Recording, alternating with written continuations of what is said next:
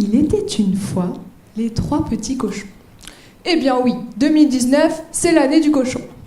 Donc, nos 3 petits cochons se baladaient gaiement dans les prés.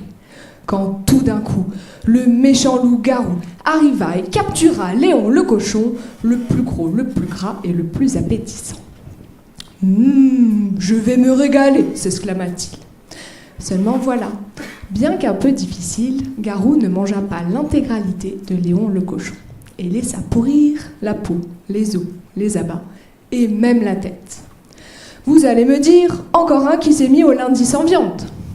Eh bien non, tout comme vous, cher public, Garou ne mange que les bons morceaux du cochon, autrement dit la viande.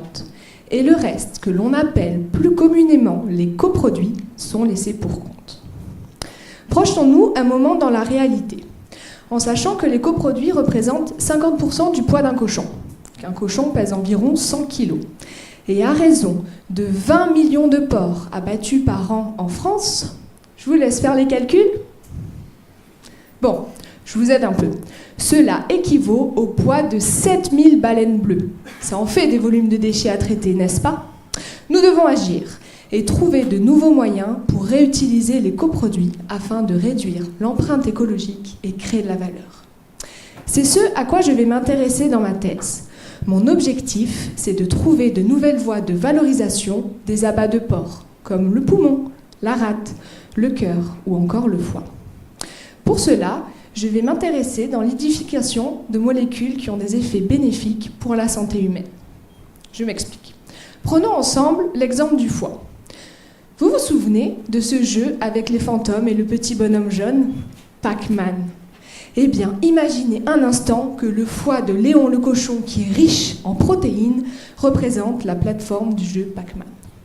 Pac-Man, lui, va jouer le rôle d'une enzyme et va venir grignoter les protéines du foie. Jusqu'au moment où il se retrouve nez à nez avec un fantôme, et là, game over, c'est la fin de la réaction enzymatique. Donc, en définitive, à la fin de la partie, nous nous retrouvons avec multitude de petits morceaux de protéines que Pac-Man a réussi à couper. Et ces petits morceaux de protéines que l'on appelle peptides, eh bien, nous avons réussi à démontrer qu'ils avaient des propriétés biologiques, à savoir anti-hypertensives et anti-diabétiques.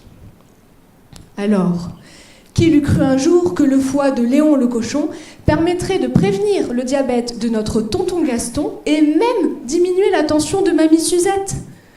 Et oui, mesdames et messieurs, nous ne le répéterons jamais assez, mais tout est réellement bon dans le cochon.